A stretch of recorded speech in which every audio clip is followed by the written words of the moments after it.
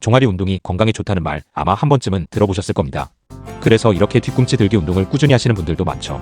그 중에서도 이 운동이 특별히 중요한 이유는 바로 혈액순환입니다. 실제로 뒤꿈치 들기를 통해 기립성, 저혈압이나 어지럼증이 크게 호전됐다고 말씀하시는 분들이 많습니다. 하지만 단순히 뒤꿈치를 올리고 내리는 것만으로는 원하는 혈액순환 개선 효과를 충분히 얻기 어렵습니다. 오늘은 뒤꿈치 들기 운동의 효과를 극대화하는 핵심 원칙과 이를 뒷받침하는 과학적 근거까지 모두 알려드리겠습니다. 오늘 소개하는 내용은 등 국내외 연구와 운동학적 근거를 바탕으로 구성했습니다. 즉 오늘 내용은 단순한 경험담이 아니라 과학적으로 입증된 방법입니다. 종아리 근육, 특히 비복근과 가자미근은 제2의 심장이라고 불립니다. 이 두 근육은 발끝에서 심장으로 혈액을 끌어올리는 펌프 역할을 하죠. 혈액순환이 좋아지면 기립성 저혈압과 어지럼증이 완화되고 낙상 위험도 줄어듭니다. 연구를 보면 노인 여성이 하루 100회씩 2개월간 뒤꿈치 들기를 했더니 발바닥 굽힌근 힘과 근육 두께가 유의하게 증가했고 특히 가자미근 두께가 12.7% 늘었습니다.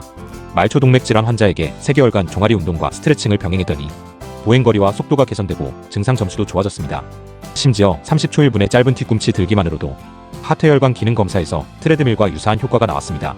고령 남성에게 빠른 속도의 종아리 들기 훈련을 시킨 연구에서는 발목 폭발력과 균형 능력이 모두 향상됐고 경사면에서 운동할 경우 발 아치 지지와 종아리 자극이 증가해 발 근육과 종아리를 동시에 강화할 수 있다는 결과도 있었습니다. 하지만 주의해야 할 점이 있습니다. 그냥 까딱까딱 올렸다 내리는 건 시간 낭비입니다. 발목이 회내외회될 경우 근육 활성도가 떨어질 수 있고 반동을 사용하거나 무릎을 과도하게 굽히거나 호흡을 참으면 부상 위험이 높아집니다. 그래서 2초 규칙, 즉 올리고 2초 내리고 2초를 꼭 지켜야 합니다. 운동법은 두 가지입니다. 서서 하는 방법은 발을 어깨 너비로 벌리고 배에 힘을 주고 허리를 펴서 뒤꿈치를 최대한 들어 올려 2초간 수축을 유지하고 내려올 때 발등을 굽혀 종아리를 최대한 스트레칭하며 2초 유지합니다. 하루 13회 이상 1015회씩 3세트, 세트 간 휴식은 2분이 좋습니다. 계단이나 경사면, 책 위에서 하면 가동 범위가 늘어나 효과가 커집니다. 앉아서 하는 방법은 무릎보다 발목이 뒤쪽에 오도록 앉아서 뒤꿈치를 들어 올리고 2초 유지, 내려와서 발등을 들어 스트레칭하며 2초 유지합니다. 1015회씩 하루 3번, 노약자나 균형이 불안한 분도 안전하게 할 수 있습니다. 생활 속에서도 얼마든지 적용할 수 있습니다. 식후 5분에 의자를 잡고 서서 하거나 버스 기다릴 때, 설거지나 양치할 때, 틈새 시간에 해도 좋습니다. 균형이 어렵다면 의자나 벽을 잡고 하시면 됩니다. 여기서 시청자분들이 댓글로 자주 주시는 반론과 우려가 있습니다. 이 운동하다 족저근막염이나 아킬레스 건염이 생겼다, 노약자나 유병자는 하면 안 된다, 처음부터 턱에서 하면 위험하다, 효과가 없고 다리만 두꺼워졌다, 고중량하면 위험하다 같은 내용입니다. 이 부분을 과학적으로 짚어보겠습니다. 첫째, 바라킬레스 부상 위험은 잘못된 자세와 과도한 강도가 원인입니다. 초반에는 평지에서 맨손 1015회, 하루 23세트로 시작하고 운동 후 스트레칭과 온냉찜질을 병행하면 부상을 예방할 수 있습니다. 둘째, 노약자나 유병자도 앉아서 하는 변형을 이용하면 안전하게 수행할 수 있습니다. 연구에서도 단 1분의 발뒤꿈치 들기만으로 혈관 기능이 개선되는 것이 확인됐습니다. 셋째, 턱이나 계단은 초보자가 바로 사용하면 위험하므로 34주 평지 적응 후에 도입하는 것이 좋습니다. 넷째, 혈압 부종 개선이 없다는 경우는 무릎을 펴고 발등 굽힘을 충분히 하지 않아 가자미근이 제대로 자극되지 않은 경우가 많습니다. 다섯째, 종아리 근육은 섬세의 고중량에 취약하므로 기능 개선 목적이라면 맨몸 또는 가벼운 부하로 저중량 고반복을 유지하는 것이 안전합니다. 결론적으로 뒤꿈치 들기 운동은 하루 1분만 투자해도 혈액순환, 혈당 조절, 근력 강화, 낙상 예방까지 챙길 수 있는 간단하면서도 과학적으로 검증된 운동입니다. 특히 노인, 당뇨 환자, 말초혈관 질환 환자, 균형 능력이 약해진 사람에게 강력히 추천합니다. 자, 이제 조금 더 깊이 들어가 보겠습니다. 뒤꿈치 들기 운동을 단순히 반복하는 것만으로도 충분히 도움이 되지만 몇 가지 과학적 원칙을 더하면 훨씬 더 큰 효과를 얻을 수 있습니다. 첫 번째는 발목 각도 조절입니다. 발끝을 정면으로 두면 비복근과 가자미근을 고르게 사용할 수 있습니다. 발끝을 안쪽으로 모으면 외측 비복근 자극이, 반대로 바깥쪽으로 벌리면 내측 비복근 자극이 늘어나게 됩니다. 이 방법은 근육의 불균형을 교정하거나 재활 목적으로 활용하기 좋습니다. 두 번째는 속도 변형 훈련입니다.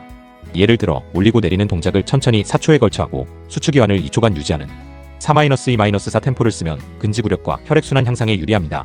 반대로 1초 안에 빠르게 올리고 내리는 1-0-1 템포를 활용하면 발목의 폭발적인 힘과 신경근 반응성이 좋아집니다. 실제로 이머 연구팀 2017은 빠른 반복 훈련이 균형과 민첩성 향상에 특히 효과적이라고 밝혔습니다. 세 번째는 호흡법입니다. 올릴 때는 코로 들이마시고 내릴 때는 입으로 천천히 내쉬는 것이 가장 안정적입니다. 호흡을 참으면 복압이 올라가 혈압이 급격히 상승할 수 있으니 특히 고혈압 환자라면 반드시 주의해야 합니다. 또 하나 중요한 부분은 임상 적용 사례입니다.